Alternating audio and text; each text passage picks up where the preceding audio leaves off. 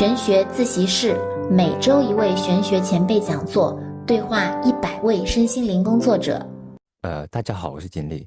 之前在群裡面有一些聽眾朋友們說過我是算命第一梯隊的人，當時我非常嚴肅以及肯定的表達說我並不是，因為我看過一梯隊的人。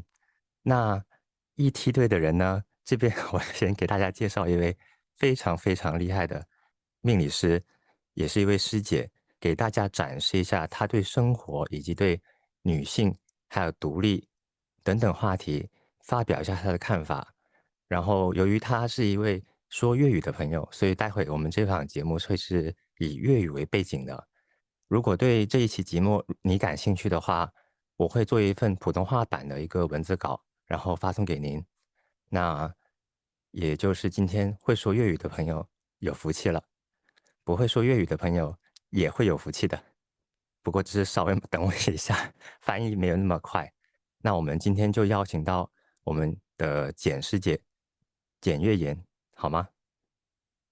咁我咁樣介紹好啦，我哋一位熱心嘅街坊市民簡師姐，同時又係一位八字命理同埋風水嘅愛好者。好好好，我哋今日就邀請到呢位熱心市民簡師姐，為我哋分享佢對命理同埋一啲我哋社群提出嘅問題嘅一些解答，好冇？好，好，麻煩簡師姐介紹下自己，好冇？好嘅。好，各位聽眾好，我係簡月妍啊，咁好高興啦，喺呢度同大家嚟做一個連線啦。咁喺作為一個命理師之前啦，我自己本身都係打好多嘅工作啦，咁例如啦，快消品牌啦，升級公關啦，呢啲等等嘅工作，但係真正我對命理係感興趣嘅，就反而喺大學嘅1年級喎，因為嗰陣咧喺珠海嘅西區度讀書啦，咁學業以外咧會有啲個人嘅空餘時間。而家都好流行嘅喎，就係香港蘇文峰嘅節目啦。我覺得咧，好似面相會比較好入門啲喎，咁倒不如去睇下面相啦，咁就慢慢一步步咁培養到自己嘅興趣啦。咁跟住咧，嗰陣時咧都冇諗過話將係命理咧就作為自己個正職，都係一直咁喺度打工。因為我有小朋友嘅，咁會覺得係梯級唔上去嘅日常生活，咁就諗住話，倒不如做下專職嘅命理師，咁咧就可以話更多嘅時間去陪伴我嘅小朋友啦。咁參加咗呢次咁嘅大賽咧，其實係一個非常嘅意外嘅狀況嚟嘅。咁我覺得，呢個大賽幾好玩啦，又可以試下自己啦，就抱住去試下嘅態度啦。咁都係本人第一次參加嘅，但都好幸運，咁喺嗰屆咧就奪得咗名次啦。係啦。簡師姐，我想請問，如果作為一個完全新手，點樣去入門？有啲咩書可以分享下俾佢哋咧？其實咧，命理會係同一個自然動物學係一個好相關嘅一個聯繫。咁我日常我會建議，因為我從細到大咧，我都好中意睇咧自然法則啊、動物世界啊、人與自然啊呢啲中央台嘅節目。咁所以如果係觀眾對於命理係感興趣嘅話，不妨從呢啲嘅方面去入下手，會睇多啲中央台嘅節目，咁就好好地去運用去觀察到生活與命理嘅一個聯繫，咁就慢慢會培養到對呢方面嘅一個感官嘅動作。只要有一個呢個動作嘅觸發點，咁咧就好容易去理解到一啲天干地支點解會係咁，會唔會用到一啲自然嘅法則去解釋到、去破解到一個八字嘅謎題。咁聽講好似有啲朋友講話華蓋星啊、偏印星啊，或者話太極貴人呢啲信息，係唔係對我哋去學習玄學有幫助嘅咧？點睇啊，簡師姐？其實專業上嚟講，觀眾係咪有呢個天分？嗱，我從科學上嚟講，嗯，咁你又要有足夠維持基本生活嘅資金啦，起係啊，碼一日三餐啦、交通係啊，啦、係啊，誒、水電費啦，係冇問題嘅先嚇。嗱，呢點咧就啱啱，好科學、好實際非常好，嘅去非常好，去問啦。第二冇錯。咧，咁就話個人放工之後有冇話係有咁樣嘅時間，或者應酬上唔係咁多嘅，咁就晚黑可以抽一兩個鐘出嚟去睇下書啊，呢啲等等嘅嘢去決定嘅。其實華蓋編印太極貴人咧，喺專業上屬於係有一定嘅解釋，就話係呢三種信息聚埋喺一個地方，而嗰個地方咧就啱好係一個寶庫，就係四墓庫啦。咁就如果係越多呢啲信息反映喺同一個八字入邊咧，就代表話，你可以話係有開咗呢度玄學門嘅門匙啦。好形象。而家我觀察到社會上面有一種情況啊，即係話而家大環境大家都知啦，係比較敏碎少少嘅。咁啲朋友嗯嗯好可能佢嘅主職係遇到瓶頸啦，咁佢又想嗯發展一個玄學副業。咁呢個時嗯。候咧，佢哋會遇到嘅困境就係前面摸唔到，後面又退唔到。咁呢種情況下，簡師姐，你會建唔建議佢哋學玄學咧？如果係一個人個正職唔係咁穩當，佢如果想發展去第二個行業，叫玄學專業去想去了解下呢個行業嘅發展，其實我會覺得係命理師通過自己個自身嘅問題，究竟係咪真係適合到呢個行業？其實呢個行業需要以專業嘅知識以外，還需要更多嘅人情世故。對時態、對時勢嘅判斷啦，等等好多嘢嘅綜合嘅因素，係體現一個個人嘅能力嘅問題。如果係你喺諮詢嘅過程中，咁客戶會帶嚟個應酬。如果係一啲非專業上嘅嘢，需要到人際溝通關係，或者會令到你嘅印象，令到你使人哋係更信服你。但係呢個過程中係需要更多係通過時間嘅沉澱積累，令到個人嘅綜合能力非常之好嘅狀態下，先可以去完成一件事嘅。即係唔係話所有嘢都係靠專業。如果係例如我嘅話，我喺一個朋友圈，我發咗一條朋友圈啦。咁我就話，我想去嘗試一下做3個月嘅地產經紀。咁我可能會係顆粒無收。點解我會講呢句話叫顆粒無收咧？或者就係我個綜合能力欠缺一個溝通能力，以及我個性格會比較過於強硬。呢段時間咧，我回顧翻任何個職業都好啦。我睇嗯翻今年嘅立春往後睇，我我個人理解職業發展佢更加傾向於你所講嘅綜合化。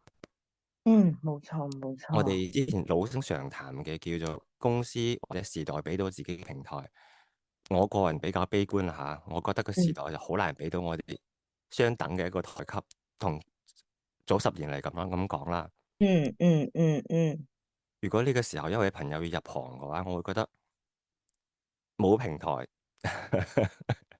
嘅時候，係啊係啊係啊係啊更係啊，加考驗你嘅綜合能力，係真㗎。冇錯冇錯冇錯。溝通能力方面，我唔講多嘅，就講而家其實好多情況下未到考驗專業能力嘅時候，嗯，冇錯冇錯。好多客戶其實過嚟係帶住答案嚟問問題嘅。唔知你認唔認同啊，簡師姐？誒，我會認同。但係佢會多方收集意見，但係最終個 final 決定都係以自己原先嘅答案嚟作準。你可能喺當中參與嘅角色就係一個安慰師或者一嗯，個心理諮詢師，更係啊，多係呢個角色嘅扮演。係啊，即係如果一個人冇豐富嘅一個社會經驗啦，或者係啱啱未受過社會嘅一個大折磨嘅話咧，咁佢點去應對呢啲除咗專業以外嘅一啲人際交往嘅問題咧？即係好似我哋之前喺節目入邊都有講過一點，就係話做預測其實好多係基於掛師或者命理師自身嘅認知。咁呢個認知咧係好係基於啱先簡師姐有提到過嘅自身經歷啦，有冇受過大磨難，呢啲嗯嗯都係佢可以俾到對方嘅嘢。而且呢啲我個人會認為，可能真正嗯，做嘢嘅時候，呢啲係好關鍵嘅。冇錯冇錯冇錯冇錯冇錯。我哋舉個簡單啲嘅例子，比如好似有個朋友佢失業好啦，好簡單嘅，好普通嘅問題。咁呢個時候，如果從命理角度預測，可能話你揾到份工係啱嘅，但係呢個嗯嘢係好輕飄飄嘅，其實嗯。係咪？唔知我嘅有冇有啲冇失啊？我咁講，誒，就睇下個命主當時處於一個點樣嘅狀態。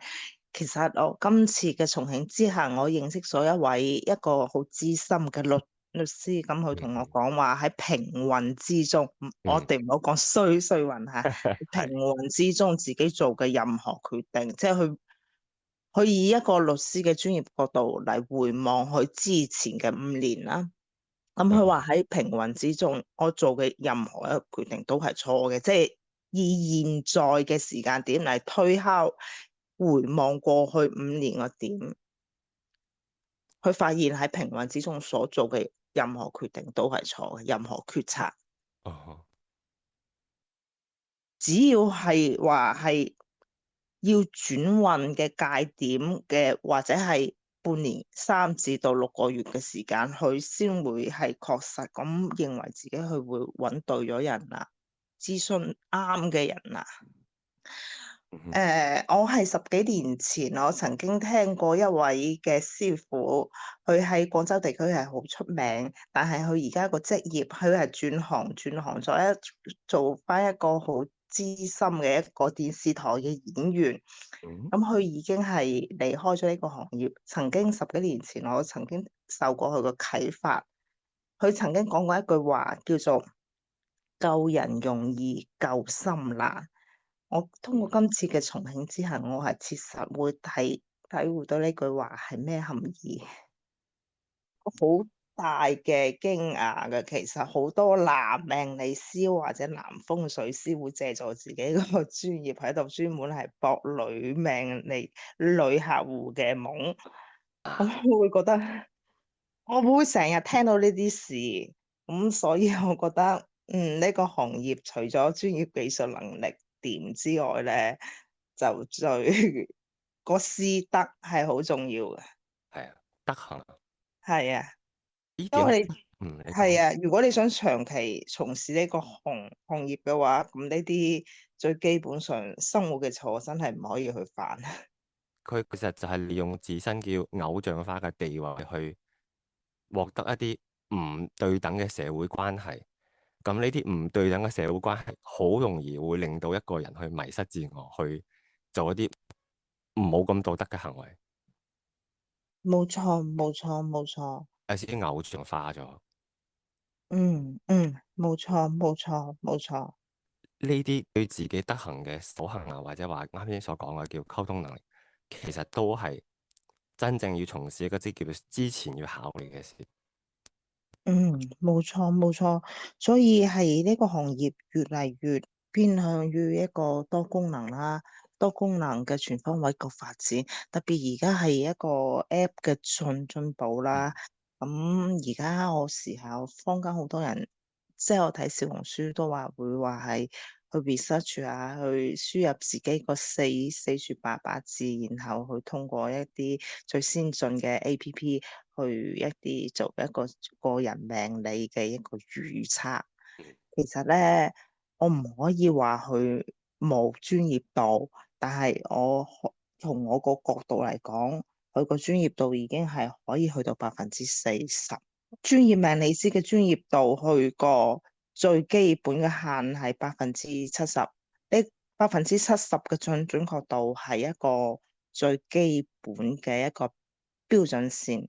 我而家話係今年新出嘅一個 app 啦，即係呢度唔講名啦吓，可以講冇事，呢度可以講。係即係叫 DeepSeek 啊，係嘛嗯，？DeepSeek 啊，係。係已經可以去到40%啦。咁所以我會認為，我係唔知道話係真係建議命主去試下呢類型嘅 APP，定係話係從事一個專業嘅一個諮詢。但係如果係一個500萬嘅商業投資，地命主會唔會試用網上軟件去問我可唔可以進行呢個500萬嘅投資呢？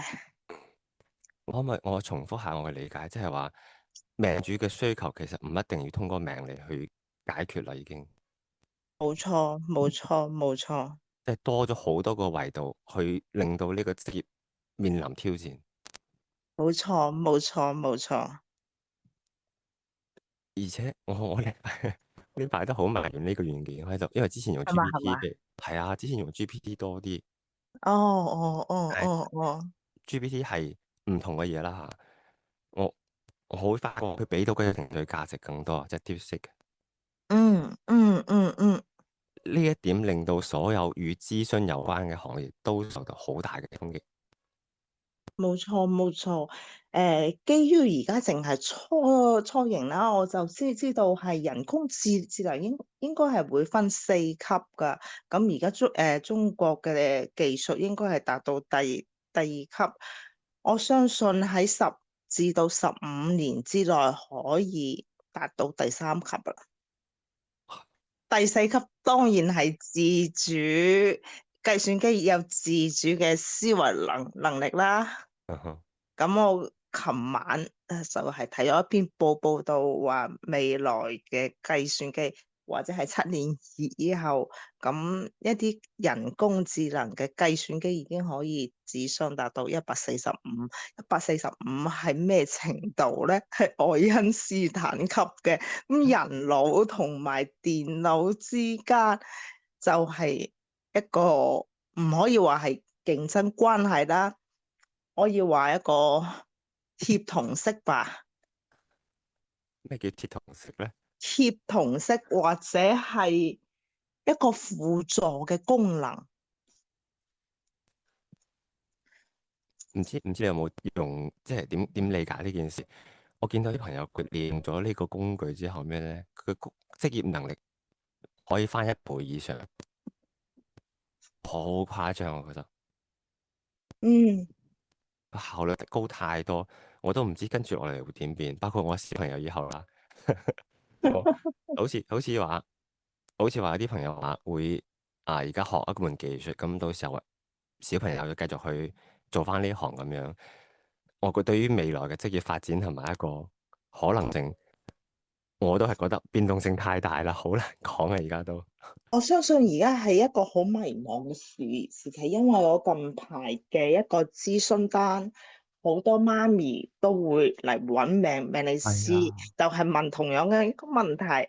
咁我小朋友未來讀咩專業好啊？又或者嗯去考公，應該要選邊類方向嘅專業嚟報啊？啊，呢個好複雜呢個問題，好難。咁以前就係話咩有太極貴人嗯，就學下去文科啦，係啊係啊。咁但係如果係而家嘅 AI 發展嘅話，咁呢句話命理中嘅呢句話，仲係唔係可以去成立到咧？或者係一個命盤好多太極貴貴人，咁咧個家長咧就係話，誒去讀文科啦。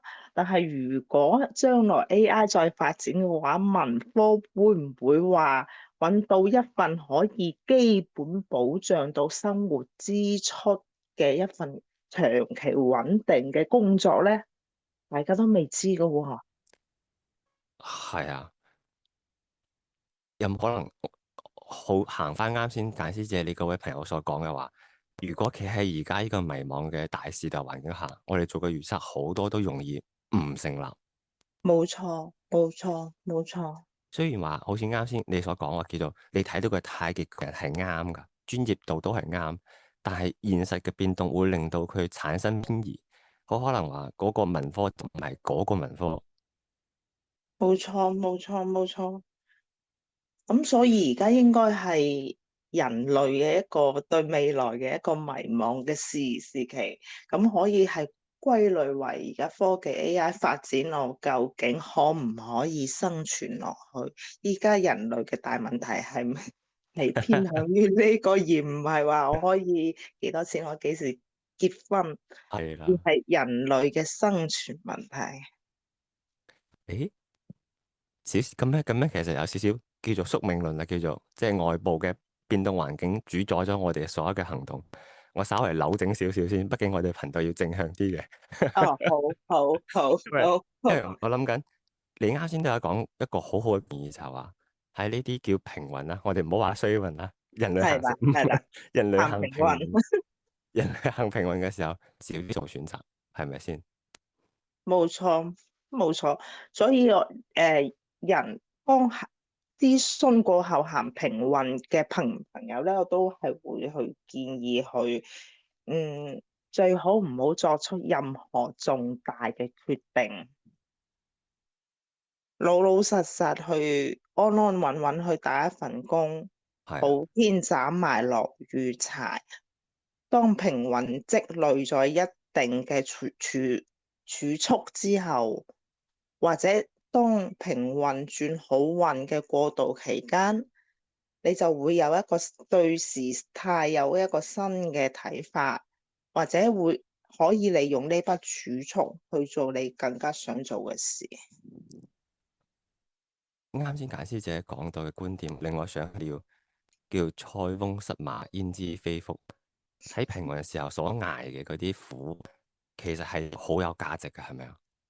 冇錯，冇錯。咁最起碼係可以磨練到你個人嘅性情嘅問題。只要係通過專業諮詢以後，知道自己正在行平運，咁就可以話提醒自己可以去踏實去做人，不作任何嘅投資。嗯，咁就可以最大程度去保護自己嘅資產啊嘛。好多嗰啲專業啲嘅金融從事人員，佢哋所講一個術語叫做止損。冇錯，冇錯。其實如果可以止損到，或者叫止贏都好啦，係一個好好嘅一個長期發展嘅策略。冇錯，你又或者可以去扭轉自己個心態，好天就等於平運，努力踏實去打埋個落雨柴。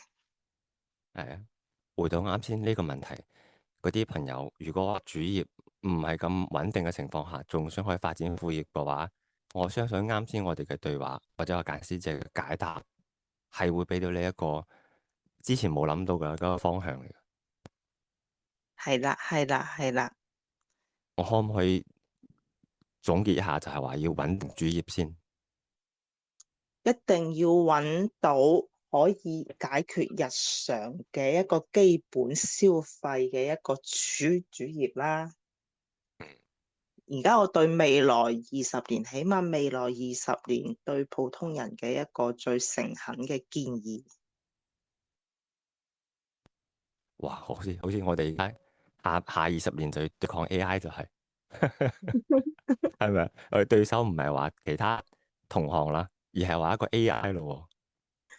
可以話而家個對手，個潛在對手已經唔係自己。係啊，暗示下啦，會唔會似日本消失個20年咁樣咧？我個人個判斷係唔會，但係嗱，下邊呢句睇下你可唔可以播得出下？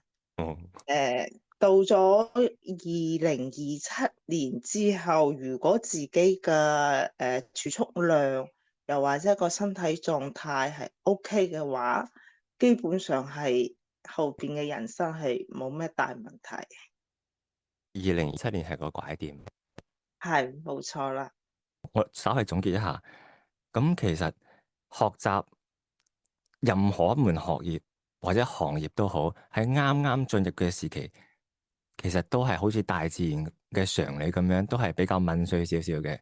如果聽眾朋友係而家事業上面遇到困咗，係需要轉行咁嘅情況，假設佢做好資金啊，或者話家庭嘅準備，嗯佢係可以去咁樣做。但係咧，我就係見到非常多嘅我身邊嘅朋友，就係而家係不顧一切咁去學玄學。我嘅理嗯解係打個問號嘅，其實咁樣做。嗯。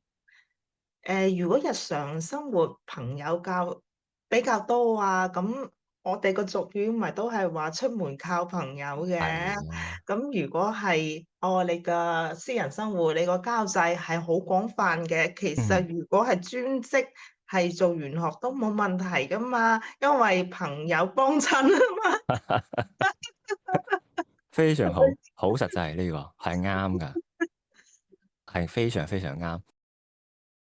我再提一個少少嘅問題，想請問，有啲朋友佢哋係俗語叫做高敏感人群，咁呢啲嗯人你會嗯。點樣去俾少少睇法俾佢哋咧？高敏感係指，嗯，首先佢本人嘅八字係對於自然界嘅事物發展係比較敏感。係啦，哦，咁樣嘅情況下，咁可以話先從一啲簡單嘅入手，例如手相、面上，慢嗯慢咁培養到自己對呢方面嘅一個接觸點，會比較嗯。好好咁去融合一下咯，咁係冇問題嘅喎。因為佢哋會覺得好似高敏感嘅人去從事呢一方面嘅工作係有啲天賦嘅，係咪先？會係有天賦。嗯，但係會唔會有其他成本咧？有冇但係咧？會係天賦，但係嗯，應該要鑽研得深一少少，同係埋係日子嘅選擇上會比較符合自己嘅八字需求，而去計劃從事每一日嘅工作，會係啦，比較好少少。破日啊，又或者一啲金神五煞日，就最好話係先同你未來嘅客戶去溝通一下，可唔可以話去改下個日子啊？又或者係嗰日嚟講咧，唔係咁方便啊。做師傅亦都有好多呢方面嘅日子工作上秘技㗎。好啦，講到一個非常之有爭議嘅問題啦，到底命運係會唔會改變咧？例如話通過啱先嘅擇日嘅工具去改變到命運咧？呢個問題本人覺得係會有啲複雜㗎。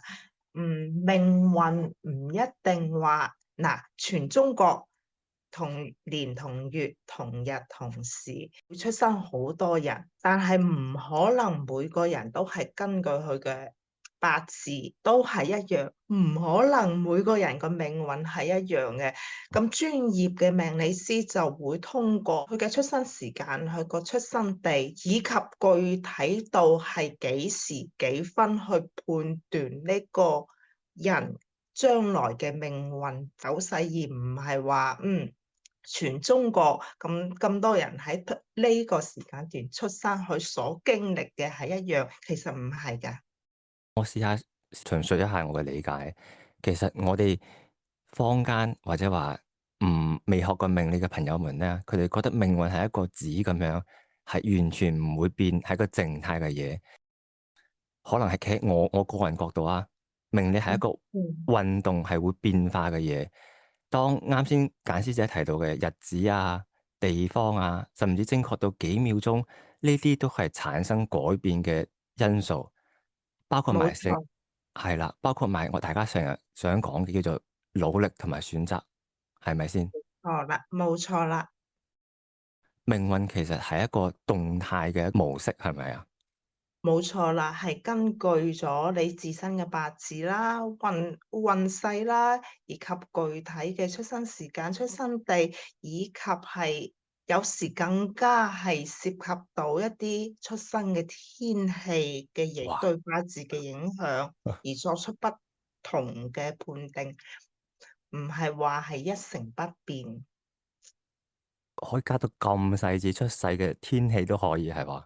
冇錯，冇錯。所以如果係因為被多位師傅一致判定，唔係咁符合自己嘅理想要求嘅八字，會唔會係真係咁個運氣係咁差？係咪一成不變？其實我呢度可以用專業嘅答覆同你講，唔係。哦，非常好，非常好。咁有咁多個參數，其實一句尾講完，好多嚟向我哋頻道提問嘅問題嘅朋友啊，即係提呢個宿命論嘅問題嘅朋友，佢嗯。哋其實遠遠都未達到用盡全力做一件事嘅程度。我好唔客氣咁講，係咪咁先？即係有句俗語講叫做盡人事之後先係聽天命，係嘛？其實我嘅理解就係盡人事啦，因為好多事嘅都好，我可以講好多人95%嘅人群都不需要用到拼運氣嘅呢嗯，個層次係啦，嘅階段，努力為先。但係係亦坊間亦都係有一句話係咁講嘅，正講，努力係一文不值嘅。嗯，努力喺運氣面前一文不值，冇錯，都啱。所以活好當下，順勢而為，順勢而為。個大環境啊，又或者關心多啲國家嘅政策啊，係啦。依照呢個大環境去作出根據自身步伐嘅一個調整，咁我覺非得會比較符合個時勢。非常非常啱。咁我舉一個形象呢個例子嚟舉例啦。咁好似早好，幾年嗰個特殊時期，嗰時候嗯。你好努力咁去開一個餐飲店，咁應該係都係比較問水啲嘅，係咪啊？如果個餐飲店係符合當地法規嘅要求，亦提供到更多嘅個性化服務，以及嗯，係揾到一個符合自己個八字嘅合夥人嘅話，我覺得呢位創業者可以唔使咁辛苦啊。啊，我而家聽到而家，我係覺得簡師姐係好嚴謹、好專業嘅一個人，俾我感覺。因為我哋我接觸到好多命理大師，我理解到即係話一個特色就係要根據具體情況而言，係咪先？冇錯，冇錯。咁好似啱先，我舉咗個比較滑稽啲嘅例子，係幫助大家去理解。咁回顧翻去，其實喺嗰特殊嘅幾年，確實係有啲做餐飲都做得比較好嘅朋友嘅，都係咪先？即係話大家可能比較辛苦啲，係咪都係咁先？前面喺度講話出門靠朋友嘛。如果冇錯，係依據自身個八字揾到，咦，比較大家同心協力啊，你幫我，我幫你啊，又或者係八字互補嘅合夥人，咁咪好恭喜佢咯，佢成係啦，功咗咯。係啦。咁當我哋好似了解到呢啲我哋叫做人生劇本嘅時候，其實會唔會生活會變得更好咧？嗯，喺回答一個問題之前，首先我想講嘅係，當你去付費去進行一個命理嘅預測，但個求測者個心理是否可以接受到同自己心目中不一樣嘅結果？同埋，我覺得而家現代命理師同心理諮詢師其實係一樣嘅。係咁係首先係依照咗客觀嘅依據，然後俾合適嘅建議。但係喺呢個過程中，自己個聽到合適建議嘅最終 final 嘅結果係唔係符合自己嘅心目中理想，定係話只係當呢次預測會係一種自我嘅心理安慰劑，咁就係另講。畢竟而家係好似而家有個電影比較火爆嘅，叫嗯，破地獄啊，黃子係啊係啊，好睇華。啊，係啊，咁黃子華喺戲入邊有句名言就話：生人嘅感受先係最重要嘅。係啦，咁我所以話覺得係一次付費嘅命理預測之中，我覺得時刻要關注預測者嘅心理狀況，呢點先係預測嘅最真實嘅本意。睇到未？呢個就係專業，係真係專業，因為啱啱好巧唔巧，早上我哋啲社群入邊啲朋友都有溝通過呢個問題。有時候覺得啲命理師，哇，冚下冚下，講啲唔講啲，好似好神秘咁喎。咁其實係佢基於好多方面嘅考慮。我哋舉個嗯現實啲嘅例子嚟講，咁萬一有一位求測者過嚟，當時可能係經濟條件上面有少少扣分嘅，嗯嗯咁嗯嗯佢嚟求測嘅時候，俾佢一個答案係積極嘅定係消極嘅，或是客觀嘅，入邊嗯，係好多嘢要考慮嘅。其實冇錯冇錯冇錯。我覺得咧，專業命理師即係以我個人嚟計啦，富者會多收，貧者少收。咁我覺得會係比較符合到佢哋個現實狀況。咁有時求測者會從收取嘅佣金可以知道自己處於係邊種狀況，而再俾佢哋決定要唔要去求測。如果係個專業命理師係收得比較相宜個價錢，命主又想話係心入邊會比較接受到現實嘅狀況，佢可以考慮要唔要進行呢次嘅預測。我覺得會係比較 fair 嘅一件事咯。係啊，可以啊，係隱隱地可以保護到求測者嘅現時嘅心理狀況。冇錯。咁好似話你係一個俾牌叫荷官啊，唔知大家知唔知道發牌嘅人？咁佢接唔接到呢個牌，其實係佢嘅功課，係咪先？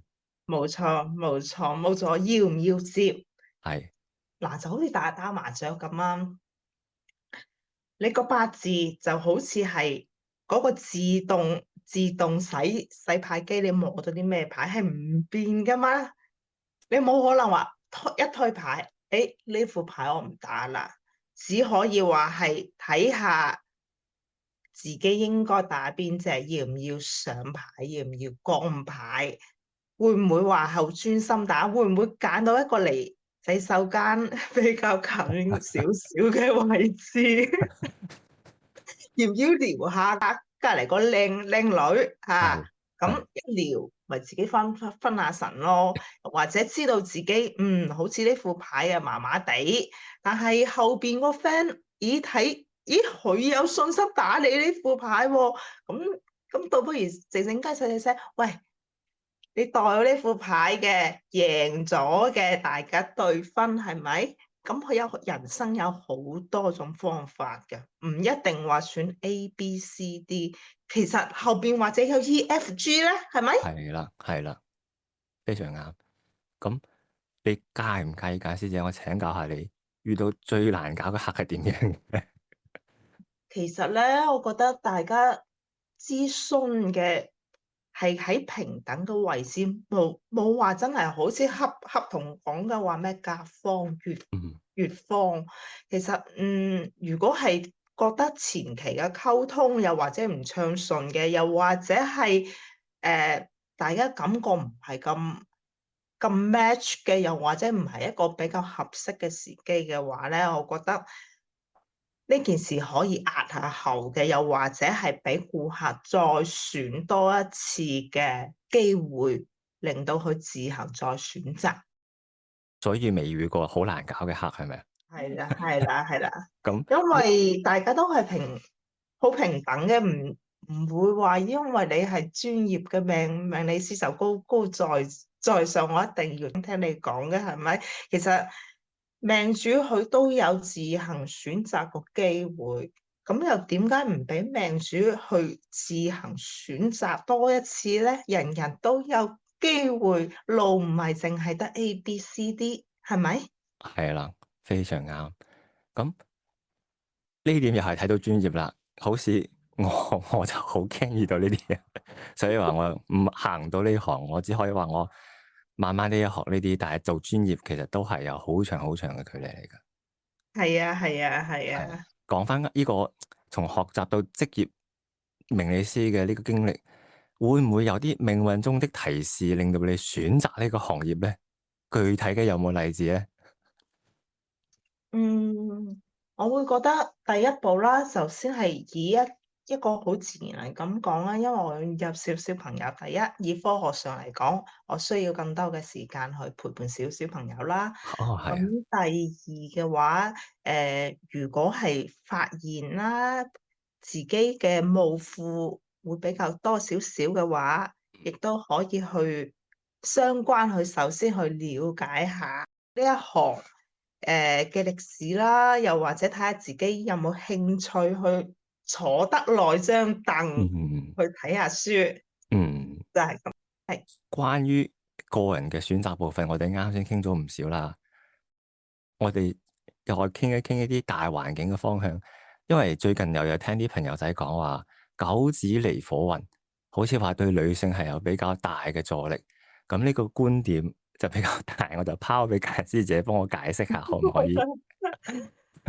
個人對於九離火運啦，咁都好似話坊間係講話30歲至到45歲嘅一個中女性。嗯其實咧，女性嘅地位咧，從古代到現代咧，其實係不變，都係不變，係處於一個又唔可以話係好對立，係歷代女性咧慢慢咁努力，而家嘅演講台慢慢就會有咗一啲女性嘅身影去傳播一啲嘅正向嘅觀念嘅一個過程。嗯咁外國人啦，外國人都成日會問嘅一個口口含禪，佢無論係對住一啲星座學嘅，又或者啲吉普賽嘅，又甚至係一啲咖啡占卜嘅，佢都會問 How makes me lucky？咁其實我覺得中國人同埋外國人對於 lucky 呢個字咧係非常之敏感嘅。係誒九運離火，通常我會見到有人會建議帶啲紫水晶啊，等等嘅物品。如果係各位女性朋友對飾物係比較好欣賞嘅，而又覺得戴下亦都唔會話影響日常嘅工作嘅，咁都不妨係做一啲令自己好開心嘅事啦。可唔可以具體啲講？即係唔使咁驚嘅，因為我哋啲觀眾其實都比較理性嘅。講實話，咁其實女性力量係咪真係喺嚟九運會可以崛起咧？講具體啲。嗱，首先女性嘅係要有一個好努力啦，係係啊，對於個人嘅職業發展應該會係有目標，但係因應嘅係對應嘅專業上對應嘅係你個自身嘅八字同埋個大運係咪踩喺呢個點度？如果係一啲比較火旺嘅一個八字，如果再起多把火嘅話，咪火上加火。如果一啲係寒命人、金水寒命人嘅話咧，咁亦都話想係來年會有一個更好嘅運勢，咁咪多啲去嘗試下一啲火鍋類嘅嚟旺下自己個運氣咯。所以話根據你自己嘅八字係可以唔限於性別，而係根據你八字嘅情況，可唔可以匹冇錯嘅，配到呢個大運？係啦，冇錯啦，係冇。而且咧，我仲聽到一個食火鍋，係啊，食火鍋係有助於提升運氣㗎，喂，真嘅假嘅？唔係講真笑，㗎。真係係嘛？如果一啲係金冷水寒有缺火嘅八字，亦都不妨話係，如果個身體狀況係可以頂到個火鍋嘅熱氣嘅話咧，就不妨都可以多多進食嘅火鍋啦。來年蛇年啦，我個人咧就係會比較建議食老婆餅嘅。見到你發，係咪俾老婆丙嗰個丙？係咪呢個諧音梗啊？因為來年咧係一個坤，係一個坤卦嚟嘅，咁係亦都係一個納音火，咁坤卦又納音火，又要用火燒嘅，又係扁嘅，咁嘅 lucky 食物，咁梗係食老婆餅啦。哦，我以為係，我可能理解錯咗。我前面以為即係明年開始個離火運女性又崛起，咁男性相對低調啲喎。如果唔係，俾老婆餅喎要。原來係真係老婆餅咁嘅意思。係嘅，係嘅，係嘅。哦，我以一就認識。個八字嘅命理去分析來年嘅狀況，同埋一個形成一個具象化，因應到食物呢個層面咧，就係又要用火燒嘅，又係扁踢踢嘅，咁咪食平底火鍋，又或者 pizza，又或者係老婆餅，都係會提升運氣嘅一種食物嚟㗎。嗯，呢度咧我就見到係一個好好嘅答案，啱好係有個聽眾朋友提問話，玄學愛好者學習咗自己嘅命同運之後，下一步如何去面對？咁今日簡師姐就分享咗食火鍋啦、老婆餅啦，係咪？都係啦，係一啲係啦，好細微喺日常生活就可以改善到自己運氣嘅方法。冇錯啦。所以我哋認識命運同埋改善命運唔係咁高大上嘅，其實。我覺得唔應該話去富人係平命人都應該係一視同仁，做命理師嘅都應該去幫佢哋咯。我爸成日教嘅，能夠幫到人咪盡量幫下人咯。啱嘅，啱嘅，都係積德嘛，係嘛？係啊，係啊。好多唔知呢個講唔講到，不過先講到佢先啦，唔啱就刪咗佢。哦，好好因為好好。有一啲可能當下短時間嚟睇，佢經濟能力比較有限嘅朋友，佢冇辦法去做一啲大型嘅風水局，係咪先？因為成本喺度噶嘛。咁冇錯，咁啱先提到啲方法，我哋雖然係講少少咁講出嚟，其實我覺得係比較適合佢哋噶。冇錯。嗯，如果係比經濟一般嘅朋友，咁就我個人嘅專業建議都係少啲喺屋企。嗯，你就算係出去公園行下嘅運勢，都會比你坐喺屋企要好。晒呢度係中午10點鐘開始1點鐘之前嘅太陽，令到個人暖翻少少，個運氣都唔會太差。呢啲係俾一啲經濟狀況唔係咁好嘅朋友最切實嘅建議啦。以前有聽過一個説法喎，就話好似唔單止話啱先講嘅叫身弱嘅朋友，或者話籠統啲講啦，運氣可能嗯爭少少嘅朋友，佢嗯嗯哋係可以去啲高級啲嘅商場啊、餐廳或者咖啡店，唔使消嗯費，我哋就坐喺度，嗯感受下個氛圍，見下嗰啲能量比較強嘅朋友，好似都有啲幫助，係咪啊？嗯，冇錯啦，冇錯啦。本人咧就最中意去5星級酒店嘅大堂去點一杯咖啡，坐一個下晝嘅。嗯，顏師姐真係性價比做得非常之好嘅，係咪？呢啲係最快嘅，以及係人人都可以消費得起嘅一啲日常咯，係啊。嗯，因為畢竟有好多大型嘅基建項目啦，都係有專業嘅命理師嘅身影喺入邊，咁倒不妨係話係以一個平民嘅消費去最恰當嘅地方去坐一坐，咁何樂而不為咧？哪怕係運氣都係冇乜進展嘅情況下，但係起碼個心理已經係覺得坐下都算唔錯嘅，見下啲人，咁啊自己從個心理上已經係得到咗一個比較好嘅寬慰。誒，不過啱聽到一句，好似話呢啲大型嘅商業體比較成功、豪華少少啦，講直接啲，佢哋場地都係有啲玄學嘅參與喺度，係咪啊？冇錯啦，都咁會有一啲專業嘅命理師嘅身影喺入邊去參與其中。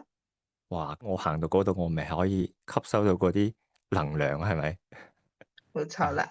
再舉一個稍微現實啲嘅例子，假使話喺嗰度遇到一個貴人，咁都非常之唔錯啦，咁都係咪？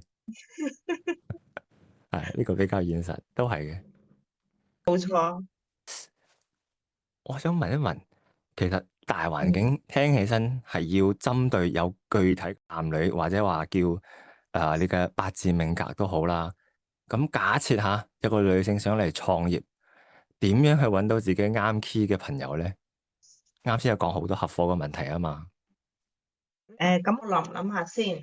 嗯，咁首先，我覺得係朋友嘅基礎，即係以互相信任以及真誠嚟成為朋友嘅好基石啦，係咪先？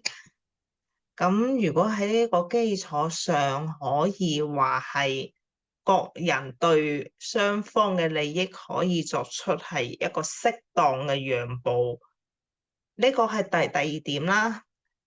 咁然後先可以話係繼而上升到一個合夥人嘅一個層次。以專業嘅角度嚟講，如果係一名女性去選擇一個事業起步嘅合夥人，個人建議唔超過3個人，因為如果係超過3個人嘅話，佢個八字嘅運勢個起伏係相當之複雜嘅，以及嘅吻合率唔會話達至一個非常高嘅高分。咁呢3個人係包括埋自己係咪啊？冇錯啦。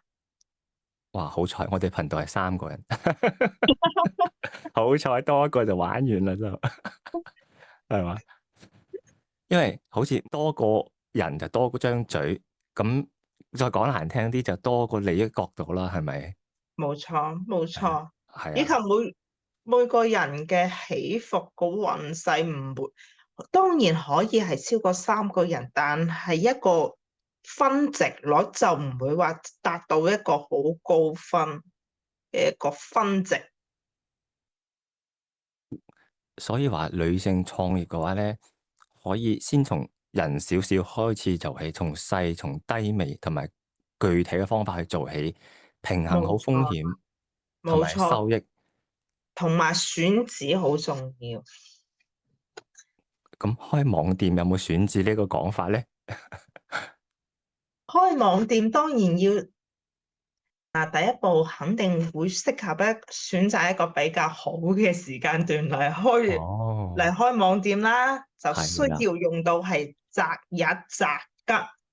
係係啊係啊，然後喺各個合夥人比較八字個運勢係比較同步嘅基礎上，揾到一個更加專業嘅人，或者例如話係有渠道啦，以及個網絡個維護啦，係比較係其中一人係有呢方面嘅專業嘅話，咁倒不妨可以去做呢件事。如果呢三件事可以有兩件事係可以完成嘅，呢件事就可以去做。如果三樣我前面我提到嘅呢三點，如果都唔成立嘅話，咁倒不如將事情放一放，再揾一個合適嘅時機、合適嘅人去再做呢件事，而唔好去話好盲目咁。我覺得呢件事一定得㗎，咁可以去做，我即刻去做，而不選取一個符合天時地利人和嘅一個數據去做呢件事。有啲似你喺片頭有講過話，從大自然、從現實、從某些規律、行業規律又好，去了解到自己具唔具備呢個條件，係咪咁先？係啦，冇錯，冇錯。好似另外一個問題都好相似，女性是否適合學玄學？啱先簡師姐都有講到，有啲朋友佢有嗰種特質係可以學到啦。佢去如果以呢件事玄學為職業，佢會有啲咩挑戰咧？如果作為佢個體嚟講，唔講其他人啦。嗯，如果女性深入到一個專職嘅命理師嘅行業咧，咁的確係一啲女性嘅身體原因咧，係會比男性有更大嘅挑戰嘅。咁例如啦，女性嘅生理期啦，等等嘅，同埋你腳骨力要好唔好嘅喎，因為你有時會幫啲客戶去睇下地啊，又或者去勘察下嗰個地形好唔好啊？一定要有良好嘅體力先可以去做到呢件事嘅喎。例如女性命理師仲要避開佢自身嘅生理期內去幫客戶去預測一啲事，咁所以話女性係會比男性有更大嘅一個職業挑戰喺入邊嘅。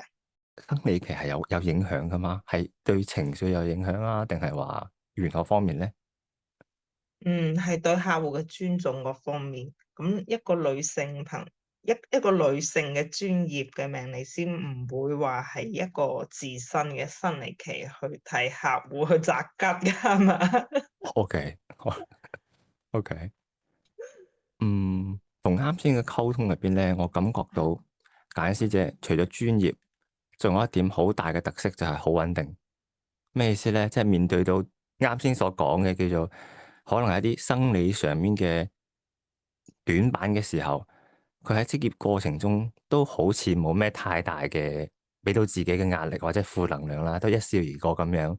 我覺得呢個係好值得去分享俾聽眾朋友們的。咁我哋個聽眾提問就係話，如何成為一位情緒穩定嘅大女主啊？想請問下簡師姐。因為咧，我自己個人個日柱咧係庚辛嘅，咁60甲子入邊咧，丙午啊、庚辛啊、甲寅啊，係3種最硬性格嘅所在嚟嘅。即係呢3個日柱咧，係同可愛啊、柔弱啊，係拉唔上一啲嘅拉楞。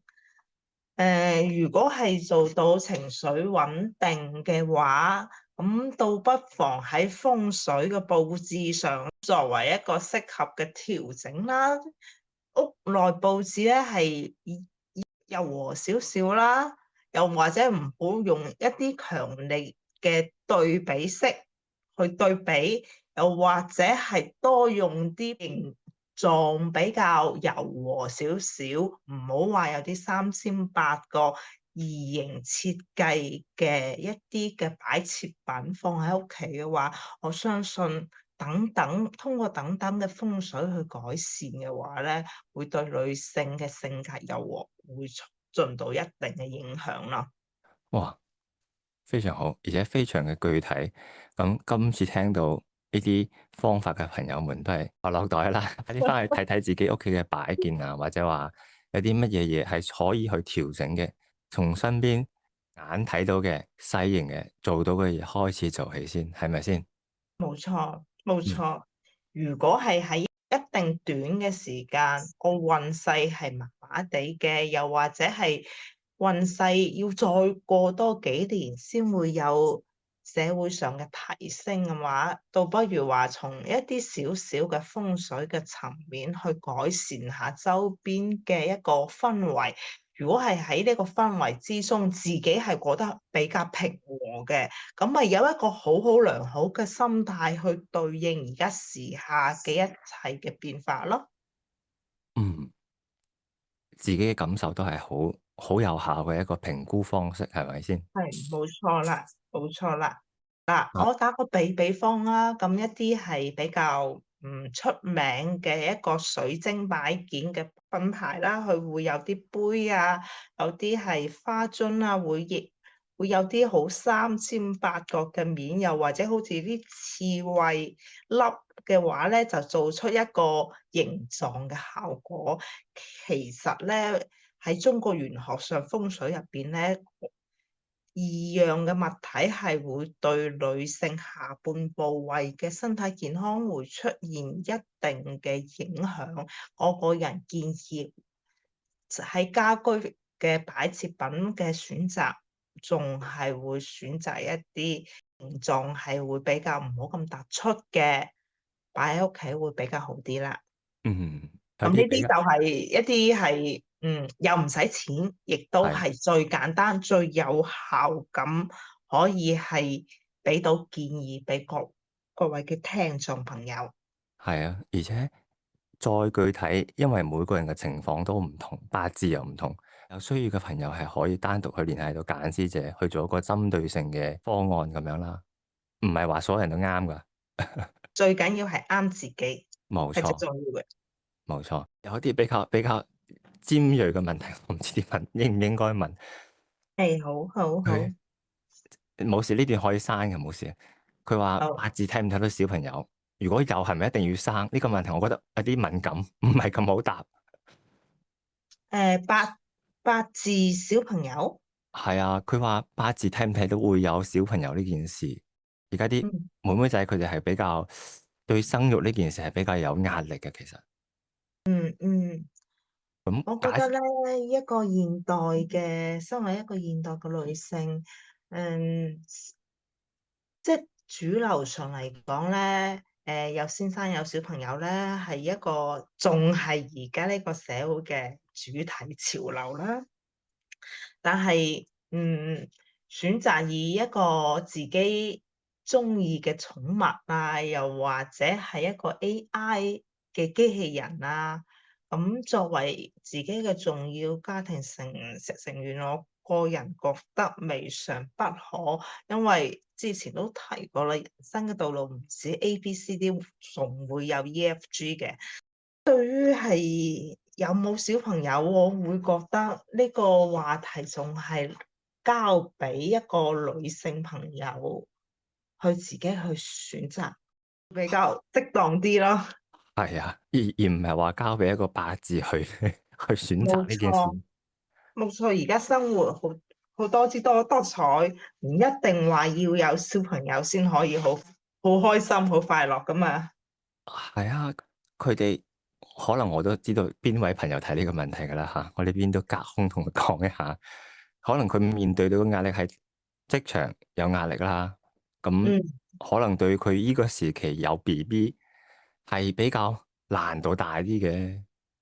但係好似啱先簡師姐咁講，往後褪少少咧，因為你見到啲明星女明星其實都係可能40、50歲先至有 BB，其實個狀態都非常好㗎，唔至於嗯嗯話要去到而家咁短嘅時間內去做咁多個成果出嚟。嗯，喺前面我已經喺度提出我個人嘅一個觀點，其實人生試錯永遠係冇問題嘅，人生唔一定話要做到每一個件事，每踏出每一步都要踏得好正確。咁人生我都始終都覺得只有3萬日，咁點解唔做自己好開心嘅事咧？係咪？非常好，即係好似啱先嗰位朋友咁，佢如果佢當下佢係自身想要 BB 開心嘅呢嗯件事，咁嗯，就做咗再講先啦，係咪？係咯係咯。話唔定個阿上司或者老闆其實唔至於話咁冷酷無情嘅，係咪咁先？因為都係具體情況具體討論。係啦，係啦。如果個 BB 生得好可愛嘅話，咁你就可以話係做啲視頻啊，同佢共同成長啊，亦有一筆嘅經濟來源，唔一定話真係咁局限。我生完 BB，我一定要打一份996嘅嘢嗯，工作先可以維持到我基本嘅生活。其實唔係嘅。誒，我唔係好了解你九運係乜嘢啦嚇。咁嗯。我理解到我嘅角度係嚟好似有靚麗、漂亮或者話可以展示嘅呢啲特性喺度。咁作為啱先嗰位女性，其實嚟九運嘅一個課題，可能係可以去拍啲視頻咁嘅情況喎。係啦，冇錯啦。咁嗱，可以去拍一啲同 BB 相關嘅視頻啦，又或者係做一啲 BB 嘅輔食啦。如果係話係以一個愛寵為自己嘅重要家庭成員嘅話，亦都可以係由此開發一啲寵物食品啊，又或者寵物健康用品啊，等等等等。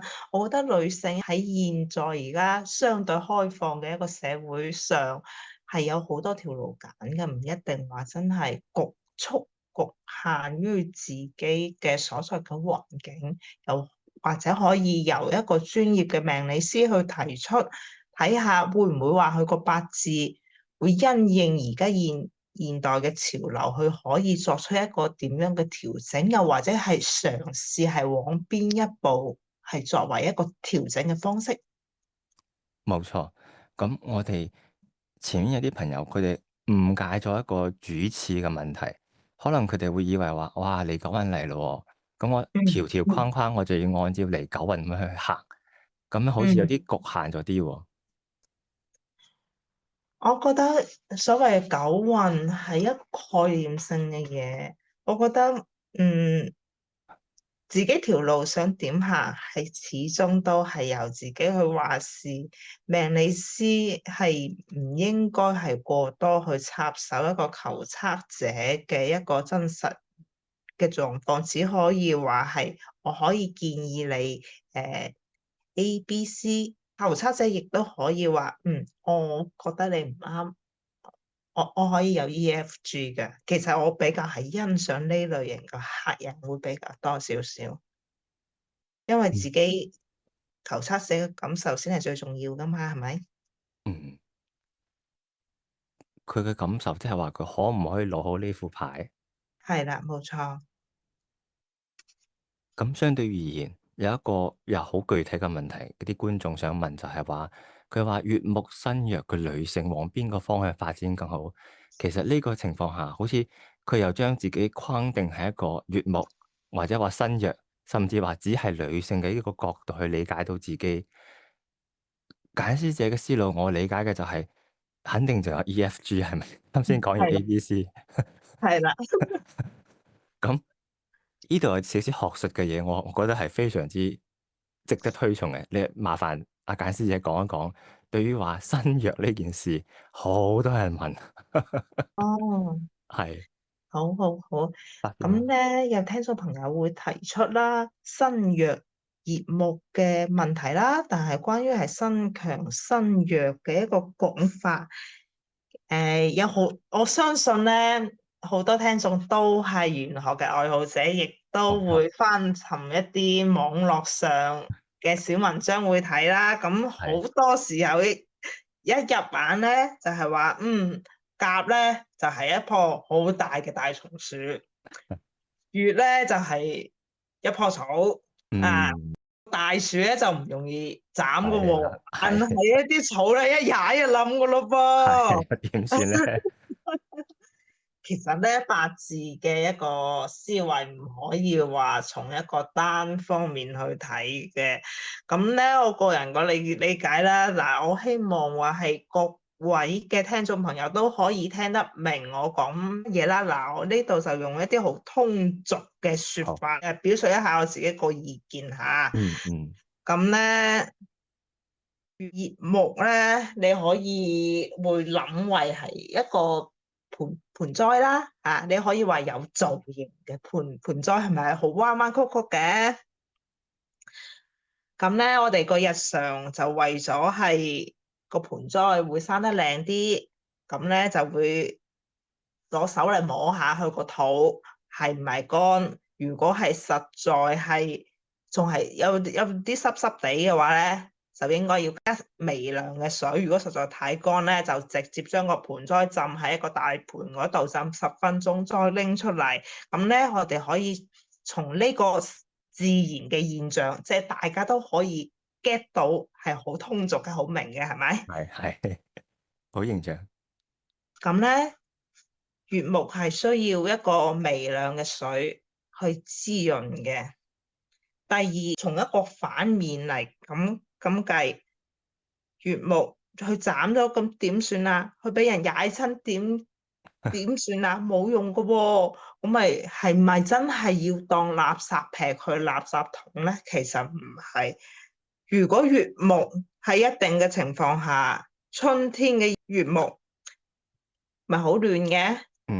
你可以係斬咗佢之後，用鉸剪啦，因為辛苦個辛亦都係天干嘅之一，佢可以類象為一個鉸剪嘅物體，已經成型嘅器物，將佢剪咗落嚟，人手加以編織，係咪成為一個好靚嘅籃啊？係咪可以做籃？係咪可以去自用，又或者攞出去變現啊？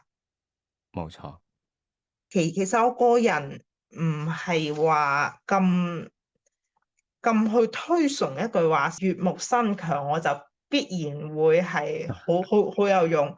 如果我自己個係身弱，係咪真係自己真係對生活咁悲觀咧？又唔係。嗱，盆栽，我啱啱就講起盆栽呢個例子啦。如果攞把鉸剪嚟，喺一定嘅情況下，就係你八字適合符合一定嘅狀態下，係咪可以攞鉸剪剪佢出嚟啊？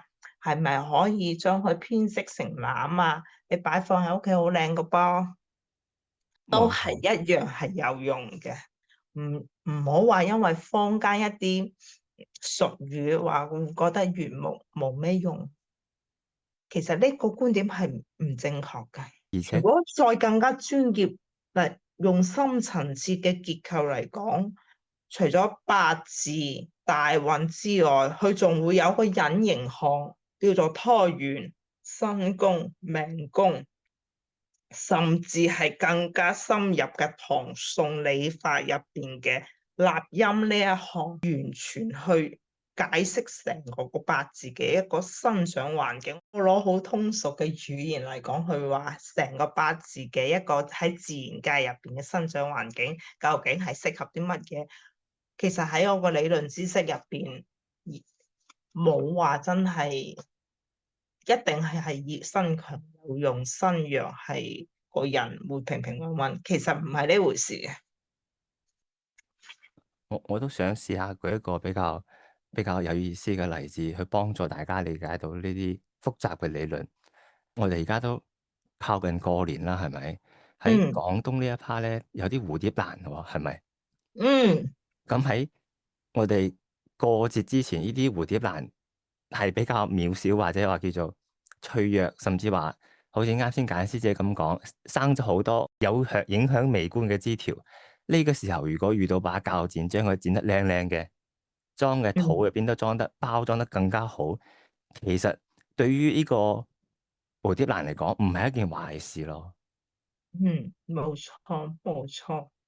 所以話唔係話身弱嘅乙木遇到所謂嘅官殺就會一定玩完咁樣，係咪？冇錯。其實自己嘅感受係最重要嘅，無論係身強身弱，最緊要係正視自己個命運，順勢而為，咁就會達到一個自己個身心，起碼最緊要係自己個身心係要健康，再跟住再揾專業嘅命理師睇下自己適合去行邊一步。咁有啲似講翻打牌嘅例子啦，打麻雀好啦，坐喺度手震震腳騰騰，點打唔到噶喎，老細係咪？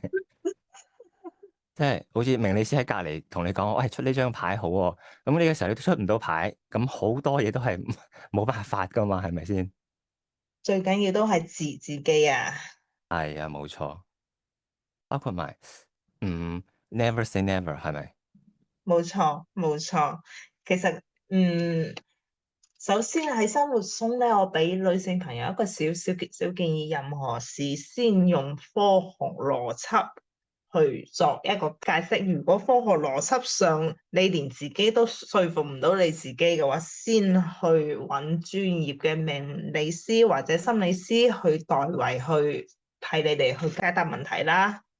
咁一定要自己先從科學邏輯上去解釋到，係俾到自己個答案咯。唔係人哋會覺得，呢個人係咪太過生活上對於玄學比重會有啲重少少咧？咁到時日常交際問題都會出現一啲少少嘅影響，係咪？係咯，好似話啱先所講，生活有 ABCDEFG 咁多個面啊嘛，係咪先？係啦。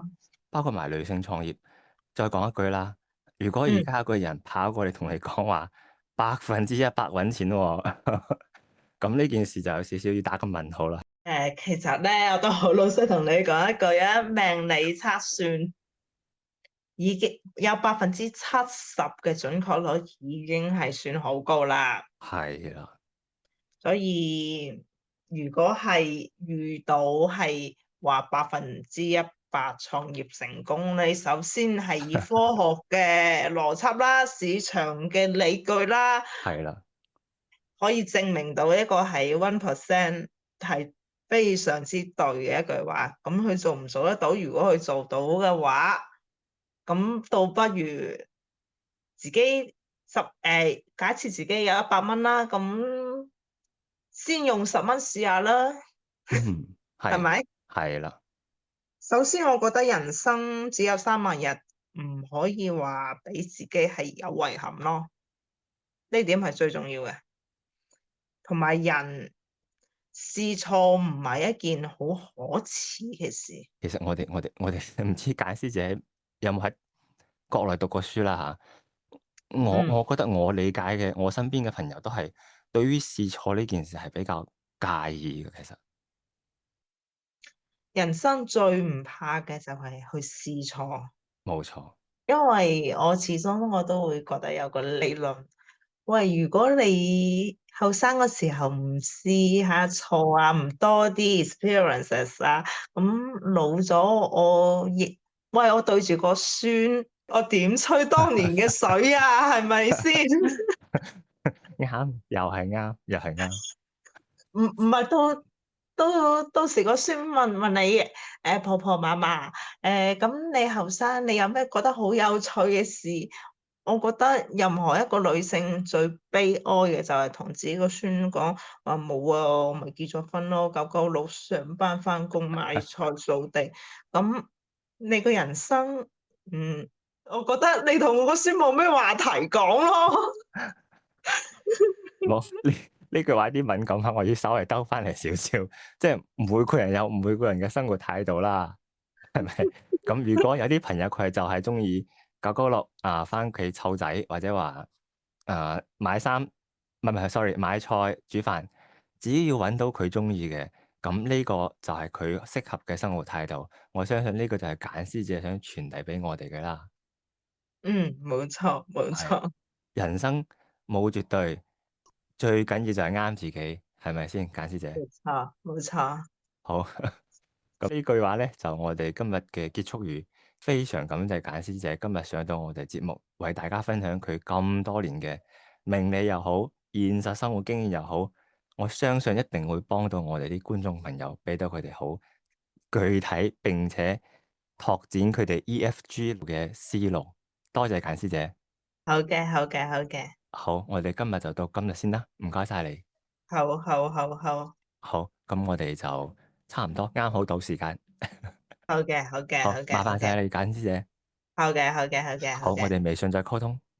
好好好好。好，拜拜，再見。再見。